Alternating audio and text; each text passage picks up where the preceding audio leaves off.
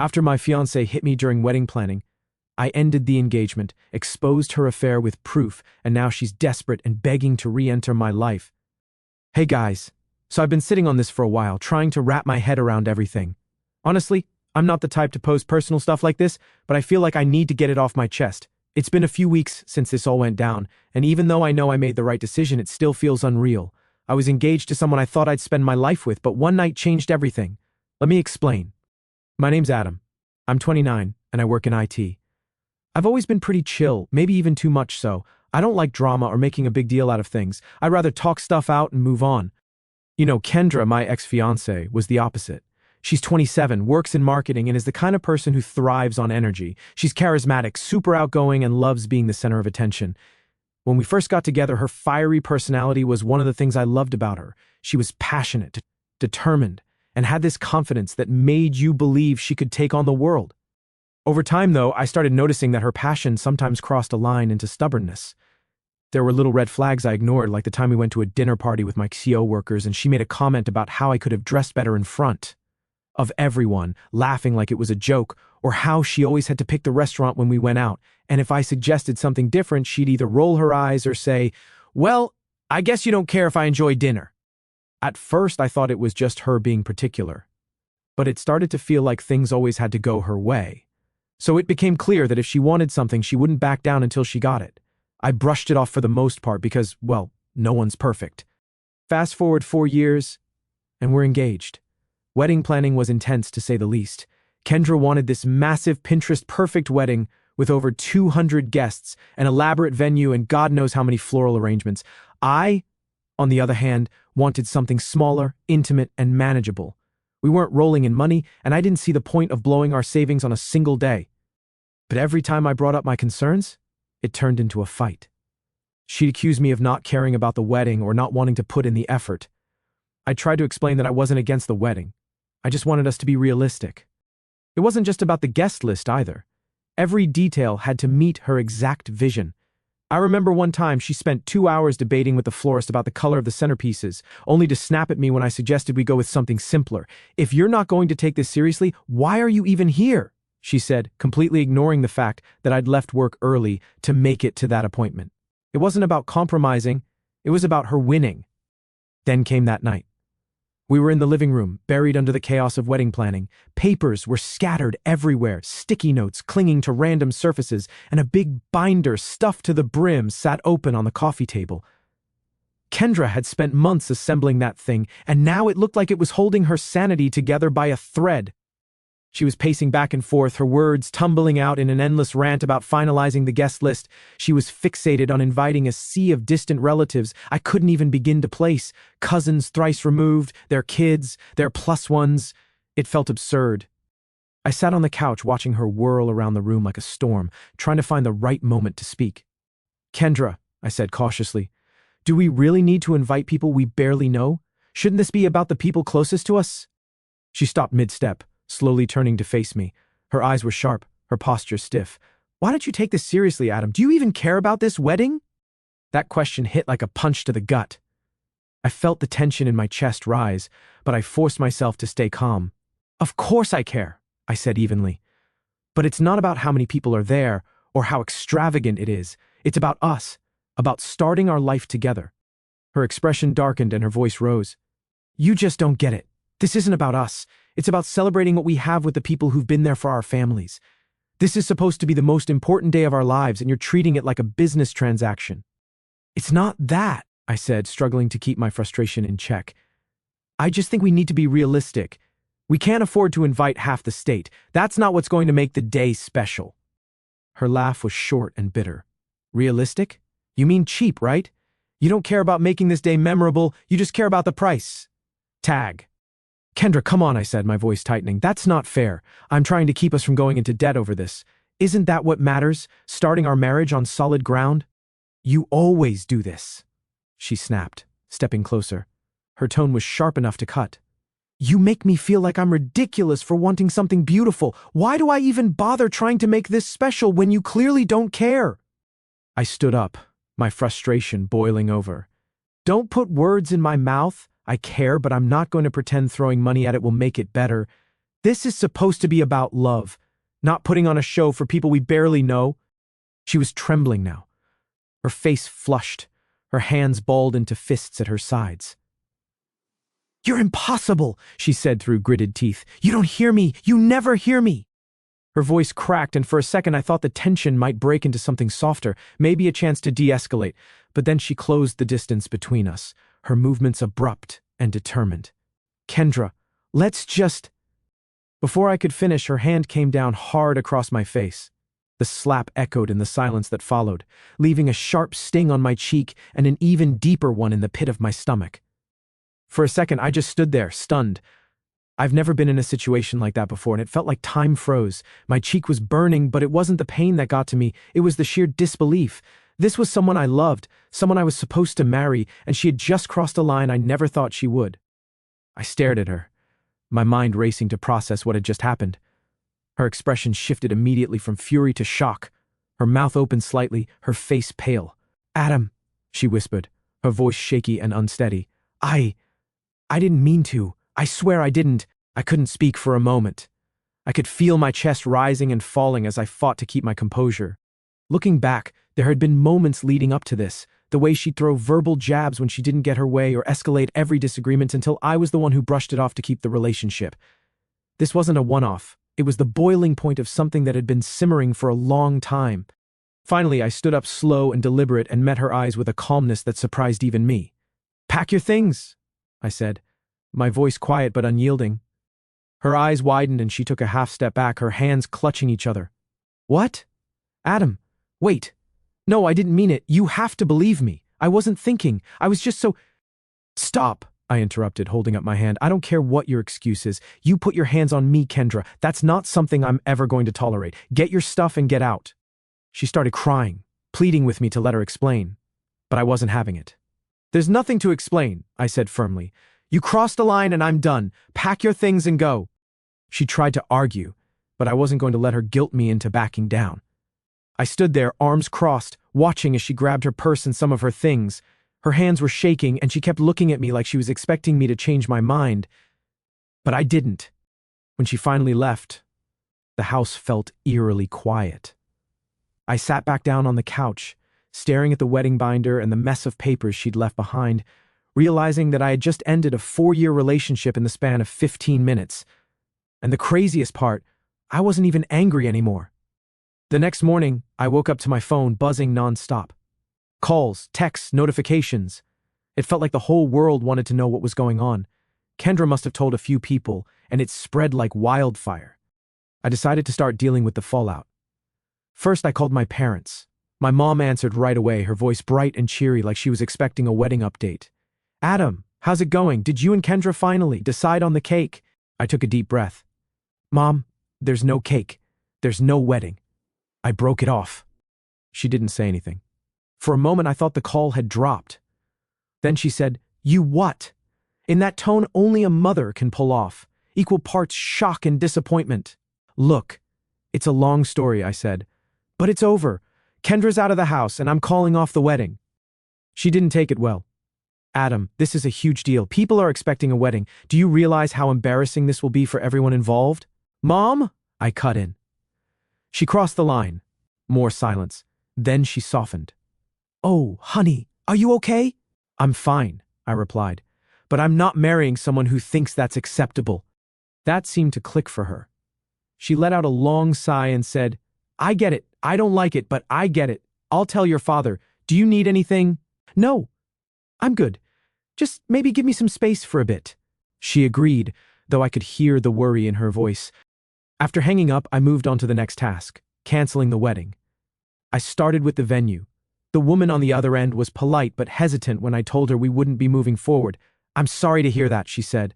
"We'll need to discuss the deposit." "Keep it," I said. "I don't care." Then there was the photographer, the caterer, and the DJ. Each call felt like ripping off a bandage. By the time I was done, I was mentally drained. That's when the texts from Kendra started pouring in. At first, they were apologetic.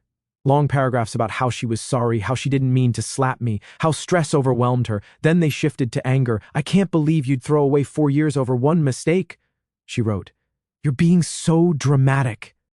By the end of the day, they were a mix of desperation and guilt-tripping. "You're ruining my life," she texted. "Everyone's asking me what happened, and I don't know what to say." I didn't respond to any of it. What was there to say? She knew what she'd done. Things got worse when mutual friends started reaching out. Some were supportive. My buddy Nate called to check on me. "Dude, I heard what happened. Are you okay?" "Yeah," I said. "Just dealing with the fallout." "You did the right thing," he said. "No one should have to put up with that."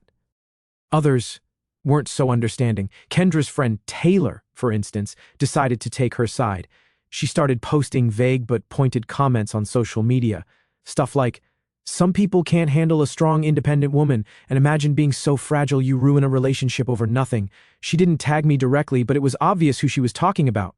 It didn't bother me as much as it should have. If anything, it was just annoying. I didn't care what Taylor thought of me. What did bother me, though, was how Kendra's parents reacted. Her mom called me the day after I ended things, her voice shaky and full of guilt. "Adam, please don't do this," she said. "Kendra's been under so much stress. She didn't mean to hurt you."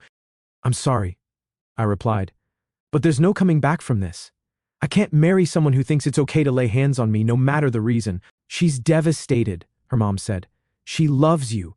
Can't you give her another chance?" "No," I said firmly. "I've made my decision." Her dad called later that evening, but his tone was colder. "I don't know what happened," he said, "but this is going to reflect badly on both of you. People will talk, Adam. Are you ready for that?" I almost laughed. "With all due respect, sir, I'm more concerned with my personal boundaries than what people might say." He hung up shortly after, clearly unimpressed. By the end of the week, it felt like I'd been put through the ringer. I wasn't sad or heartbroken, just exhausted. The emotional weight of dealing with everyone's opinions was heavier than I'd expected. Then came the rumors. Someone, I'm guessing Taylor, started spreading word that I'd overreacted and that Kendra was the real victim. A few mutual acquaintances reached out to hear my side, which was their polite way of saying they didn't believe me. "She said she was just stressed," one person texted. "You didn't have to kick her out, did you?" I ignored the message. I didn't owe anyone an explanation. Despite all the noise, I felt lighter without Kendra in my life. The house was quieter, yes, but it was also peaceful, and there was space to breathe without arguments and tantrums. Still, something about the whole situation didn't sit right with me. Kendra's reaction to the breakup felt off. Sure, she was upset, but her focus seemed less on what she'd done and more on how I'd responded. The way she tried to paint herself as the victim didn't make sense, especially since she was the one who crossed the line. I started wondering if there was more to the story. Was the slap really just a moment of stress? Or was there something deeper going on? It wasn't like her to lose control like that. That nagging thought stayed with me until I met up with Lauren, a mutual friend who always seemed to know what was really going on. I wasn't expecting much, but what she told me changed everything. She called me up one afternoon sounding hesitant, which was rare for her. Lauren isn't the type to hold back. She's blunt, and that's one of the reasons I've always trusted her. "Hey, Adam," she started. "Can we talk? I think there's something you should know about everything." I could tell by her tone that this wasn't going to be good. "What's up?" I asked, trying to sound casual even though I felt a knot forming in my stomach. She paused for a moment, then said, "Not over the phone. Can we meet in person?" I agreed, but my mind was already racing. I hung up and sat there for a while, staring at the wall, wondering what she could possibly have to tell me. Whatever it was, I had a feeling it was going to put the last few weeks into perspective. I spent the rest of the day going about my business, but my focus was shot. I couldn't shake the feeling that something was off. Kendra's reaction to everything, the way her friends and even her parents were trying to spin the situation, it didn't add up. She wasn't just sorry for what she did. She was desperate to control the narrative. And that desperation reeked of guilt. I started replaying everything in my head, trying to piece together the bigger picture. Kendra wasn't some loose cannon. She was calculated, always thinking 3 steps ahead. That slap wasn't just her losing her temper. It felt intentional, like she wanted me to react. But why? Then there was the way she'd been blowing up my phone. At first, it was all apologies and tears, but when I didn't respond, it turned into anger and blame. One of her texts stuck with me. "You're making this way bigger than it needs to be. Just talk to me and we can fix it." Fix what, exactly? I hadn't done anything wrong. The more I thought about it, the more it felt like she was projecting, like there was something she was hiding, and she needed me to stay in the dark. By the time I met up with Lauren, I was ready to get some answers. We met at a little cafe downtown, one of those places that's always packed but somehow manages to feel cozy. Lauren was already there when I arrived, sitting in a corner booth with a coffee in front of her. She looked up as I walked in, and the expression on her face told me everything I needed to know. This wasn't going to be a casual chat. I slid into the booth across from her and gave her a nod. "All right, Lauren, spill it." She hesitated, which wasn't like her. "Look," she said, "I didn't want to get involved, but after everything that's happened, I feel like you need to know." "Know what?" I asked, leaning back in my seat and crossing my arms. She sighed. "It's about Kendra and Chase." Hearing that name made my jaw tighten. Chase, that guy again. Kendra's so-called friend. I'd heard about him before, always in passing, like he was no big deal, but something about the way she mentioned him now made my stomach twist. I've never liked the idea of her having guy friends, not because I don't trust her, but because I know how guys think. And Chase? Yeah, I had a feeling he wasn't just some harmless buddy. "What about him?" I asked, my tone sharper than I intended. "My friend was at a bar a few weeks ago," Lauren began. "She knows you and Kendra were engaged. I've mentioned you guys a few times, so when she saw Kendra there with Chase, she thought something seemed off." "Off? How?" I asked. There it was. The thing I'd been trying to ignore since the slap. I didn't say anything, just stared at her, waiting for her to continue. "They were holding hands," she said, lowering her voice like someone might overhear. "And kissing. She took a picture, but she didn't know what to do with it because she didn't want to cause drama." I let out a dry laugh, shaking my head. "Drama? This whole situation is drama. Let me see the picture." Lauren hesitated again, then pulled out her phone. She scrolled for a moment before sliding it across the table. There it was, a blurry but unmistakable photo of Kendra and Chase, his arm around her waist, her hand on his chest. I stared at it, feeling a strange mix of anger and clarity.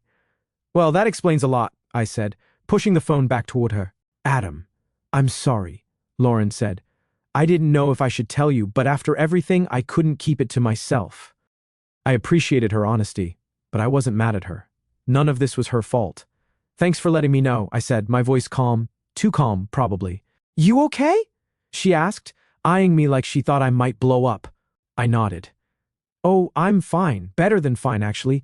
At least now I know the truth." The truth was, I wasn't surprised. Somewhere deep down, I'd known something wasn't right for a while. Kendra had been acting weird for months. Distracted, defensive, picking fights over nothing. I'd chalked it up to wedding stress, but now it all made sense. She wasn't just stressed, she was guilty. And that slap. That wasn't just a moment of frustration. That was her trying to bait me, to give her an excuse to flip the script and make me the bad guy. She didn't want to be the one to end things because that would have made her the villain.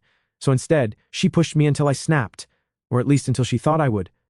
But the thing is, I didn't snap. I didn't give her that satisfaction. I stayed calm. I told her to pack her things and leave, and now with Lauren's information, I knew I'd done exactly the right thing. I sat there in the cafe for a while after Lauren left, sipping my coffee and thinking about my next move. I wasn't going to confront Kendra right away. No, I wanted to see how she'd react when I didn't take the bait. She'd been trying to control the narrative since the breakup, painting herself as the victim and me as the unreasonable fiancé who couldn't handle the pressure. But now I had the upper hand, and I wasn't going to let her spin her lies any longer. By the time I got home, I had a plan, and I preferred to do this face-to-face on my terms, so I texted her, "We need to talk. Meet me at my place tomorrow at 7 p.m. She responded within minutes, finally. "I've been waiting for you to reach out. I knew you'd realize you overreacted." I didn't bother replying. Let her think what she wanted. Tomorrow, she was going to see just how wrong she was. The next day, just before 7 p.m., I cleared my living room. The coffee table, usually cluttered with work papers, was empty except for a single printed photo sitting right in the center. Everything about the space was intentional, calm, controlled, deliberate. Kendra thrived in chaos, in shouting matches and emotional outbursts. But that wasn't my game. I was setting the terms. At 7 p.m. sharp, there was a knock at the door. I opened it, finding Kendra standing there in a dress I recognized immediately. It was the one she wore on our 3rd anniversary, back when things were good. She'd paired it with flawless makeup and her most disarming smile. The effort was obvious. She stepped inside without waiting for an invitation, her heels clicking against the floor. "I'm glad you reached out," she said. "I knew you'd come to your senses." I motioned toward the couch, not responding. She hesitated for a moment, then walked over and sat down, her smile faltering slightly when she noticed the photo on the table. "What's this?" she asked, picking it up. I leaned against the wall, arms crossed. The room was silent except for the faint rustle of paper as she adjusted the picture. Her hands stiffened, her voice tightened. "Where did you get this?" "Does it matter?" She looked up, her confident demeanor cracking. "It's not what it looks like. Then why don't you explain it to me?" She hesitated, the gears turning in her head as she searched for the right lie. Finally, she let out a small laugh, though it sounded hollow. "Adam, this is ridiculous. Chase is just a friend. Someone must have misunderstood what they saw." I stayed where I was, my face calm, my stance unshifting. The silence between us stretched uncomfortably long until she broke eye contact, looking down at the picture again. "Adam," she tried again, her tone softer now, almost pleading. "I know this looks bad, but I swear—" "Stop!" The word came out sharp, cutting her off. "Don't waste my time. We both know what this is, so why don't you drop the act and tell me the truth for once?" Her shoulders slumped slightly, and for the first time she looked unsure. When she finally spoke, her voice was quieter. "Fine, yes. I was with Chase, but it wasn't serious. I didn't mean for it to go anywhere." I pushed off the wall and took a step closer. "It wasn't serious," I repeated, my tone cold. "Then what was it, a hobby? A stress reliever? Explain it to me because I want to know how cheating on your fiancé fits into your grand plan." Her lips trembled, but she quickly masked it with a defensive tone. "I was overwhelmed, Adam. The wedding, the planning, everything. I felt like I was drowning. And Chase, he was just there when I needed someone to talk to." "Talk to," I said flatly, gesturing toward the photo on the table. "You call that talking?" She looked away, unable to meet my gaze. "I didn't mean to hurt you," she whispered. "No," I said, taking another step closer. "You just didn't care enough not to." Her head snapped up, her expression a mix of anger and guilt. "That's not fair," she said, her voice rising. "I made a mistake, okay? But you weren't exactly perfect either. You were so distant, so focused on budgets and logistics, you didn't even notice how stressed I was." I tilted my head slightly, unfazed by her attempt to shift blame. "And that stress justified lying, sneaking around, slapping me?" Her face flushed, and she opened her mouth to respond. But no words came out. She wasn't used to being confronted like this, to having no room to wiggle out of the corner she'd backed herself into. "I get it now," I continued. "The slap wasn't just a moment of anger, was it? You wanted me to react. You wanted an excuse to end this without having to take responsibility for anything. Am I wrong?" Her silence spoke volumes. "You wanted me to lose my cool," I said, leaning slightly closer. "But I didn't, and I won't. And that's why you're here now, scrambling to salvage whatever narrative you thought you could control." "Adam, please," she said, her voice breaking as tears welled in her eyes. "I messed up, I know I did, but we can fix this. I'll do whatever it takes." I straightened, taking a step back. "Fix what, Kendra? The trust? The respect? You think those things just snap back into place? No, this isn't something you fix. This is who you are, and I'm not interested in being part of it." She stood up abruptly, her voice rising again. "So that's it? You're just going to throw everything away? 4 years, Adam? 4 years? And you're going to walk away over one mistake?" "This wasn't one mistake. This was a series of choices. You chose to cheat. You chose to lie. You chose to cross the line when I didn't give you the reaction you wanted. This isn't me throwing anything away. This is me walking away from someone who already did." Her tears came then, streaming down her face as she reached for me. I stepped back again, shaking my head. "Don't. You don't get to play the victim here, not after everything you've done." She stood there for a moment, her hand frozen mid-air before she let it drop. The tears didn't stop, but the fight in her eyes was gone. She knew she'd lost. "Get out," I said quietly, pointing to the door. Her lips quivered as she whispered, "Adam, out," I said again, more firmly this time. She grabbed her purse and headed for the door. She stopped just before leaving, turning back to me one last time. "I'm sorry," she said, her voice barely audible. I didn't respond. The door closed behind her, and silence filled the room. After that confrontation, I wasn't angry anymore. I was done. Whatever lingering feelings I'd had for Kendra were gone, evaporated the second she confirmed every suspicion I'd been too cautious to fully trust. I didn't need closure because I'd just handed it to myself. But life has a funny way of keeping the show going. A couple of weeks passed, and I started to feel like myself again. The house was mine again, not just physically, but emotionally. It was quieter, cleaner, and most importantly, peaceful. I got back into my routine, focused on work, and even reconnected with a few friends I'd neglected during the relationship. That's when the first cracks in Kendra's new life started to appear.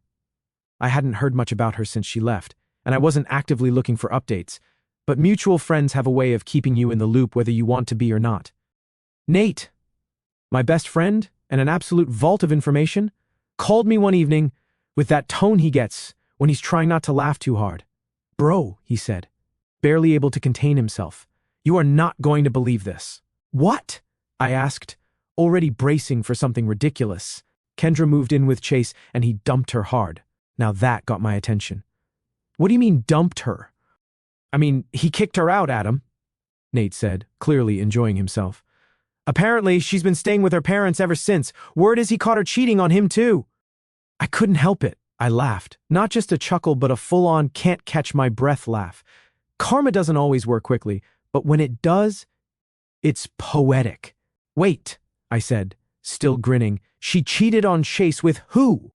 "Some guy from her gym," Nate said. Apparently, they'd been hooking up for weeks. Chase found out and threw her stuff out on the lawn. One of his neighbors took a video of it and posted it online. I shook my head, half in disbelief and half in satisfaction. "Send me the video." Nate didn't even hesitate. Within seconds, I had a link to a grainy clip showing Chase tossing garbage bags full of Kendra's belongings onto the grass while she stood there crying and yelling at him. He didn't say much, just pointed at her car and shouted something about her needing to leave before he called the cops. It was a mess, a perfect karmic mess. I realized how blatantly obvious it was that her pattern of self-destruction was finally catching up with her. "Guess she's not as smooth as she thinks she is," I said, smirking. "That's an understatement," Nate replied. "Dude, it's wild. Everyone's talking about it. Even her little social media crew is turning on her. Taylor hasn't posted anything defending her since it happened." Taylor, Kendra's self-proclaimed best friend, had been one of the loudest voices trashing me online after the breakup. She'd posted all kinds of vague, passive-aggressive nonsense about fragile men and how real women intimidate the weak. I'd ignored it, of course, because engaging with her wasn't worth my time. "Figures," I said. "Taylor's all about appearances. She's not going to stick her neck out for Kendra if it makes her look bad." "Exactly," Nate said. "Anyway, just thought you'd want to know. Karma's doing its thing." We wrapped up the call, and I spent the rest of the evening replaying the video a couple more times, each time feeling a little less guilty for enjoying it. The days that followed were interesting, to say the least. I started hearing from more mutual friends, most of them either apologizing for doubting me or trying to dig for details about what had happened between me and Kendra. I kept it short and simple. She crossed a line. I ended it. That's all there is to it. The truth is, I didn't feel the need to explain myself anymore. People could think what they wanted. The ones who mattered knew the truth, and the rest, not my problem. For now, I'm just focusing on clearing my head from all this mess, but I have a feeling that Kendra won't easily move on. Final update. Hey guys, I wasn't planning on posting an update, but something happened recently that I feel like I need to get off my chest. For those of you who followed my last post, you know I kicked Kendra out of my life after everything she pulled. The slap, the cheating, the manipulation. It was all too much, and I wasn't about to let her walk all over me anymore. Life's been solid since then. Peaceful, even. But of course, Kendra wasn't done yet. Last week, she showed up at my house. Yeah, you read that right. I wasn't expecting it. I hadn't heard from her in months, and I assumed she was off doing whatever it is people like her do when their life falls apart. I was sitting on the couch halfway through a documentary when there was a knock at the door. It was late, close to 10 p.m., and I wasn't expecting anyone. I opened the door to find her standing there. She looked rough, hair messy, eyes puffy, makeup smeared like she'd been crying the whole way over. She wasn't her usual composed, confident self.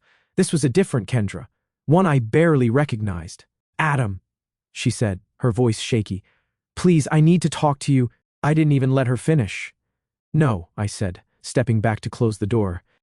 "Wait," she cried, holding the doorframe. "Please, just hear me out.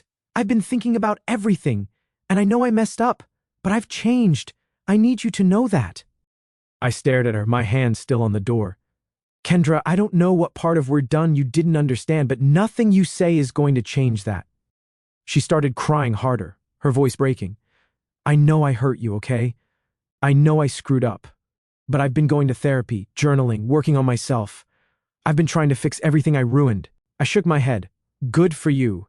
But that's not my problem anymore." Her tears didn't stop. Adam, please, I love you. I never stopped loving you. I didn't know how to handle things back then. I got lost. I laughed, a short, sharp sound that made her flinch. Lost?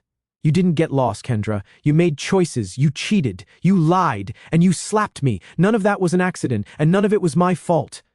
So don't stand here and act like I owe you anything. Can't we just talk? She begged, her hands clasped together like she was praying. Just for a few minutes. No, I said firmly. We have nothing to talk about. Whatever you think we had, it's over. It's been over since the moment you decided to betray me. Her face crumpled, and for a second, I thought she might collapse. Adam, she whispered, her voice barely audible. I don't have anyone else.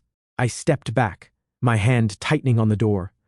That's not my fault, and it's not my responsibility to fix. I pushed the door closed, but she stopped it with her hand. Please, she said again, her voice desperate, just give me a chance. I'll do whatever it takes. I'll prove to you that I've changed. I let out a sigh, leaning against the doorframe. Kendra, you don't get it, do you? This isn't about whether you've changed or not. It's about the fact that I don't trust you anymore. You broke something that can't be fixed, and no amount of therapy or promises is going to change that. Her hand dropped and she stepped back, her shoulders slumping. For a moment, she just stood there staring at the ground. Then she looked up at me, her eyes red and swollen. I'm sorry, she said, her voice cracking, for everything. I nodded once. Good, now go. I didn't wait for her to respond. I closed the door, locked it, and walked away without looking back. Through the window, I saw her standing on the porch for a few more minutes before she finally left. And that was it. No dramatic ending, no last-minute arguments, just a clean break. Honestly, I felt nothing. No anger, no sadness, no regret. It was like a weight I didn't even realize I was carrying had been lifted. People like Kendra don't change overnight. Maybe she'll figure herself out one day, but that's not my problem. And I'm not about to let her back in just because she's finally realizing what she lost. Well, now for me, self-respect isn't negotiable. And once someone shows you who they really are, you don't give them the chance to do it again.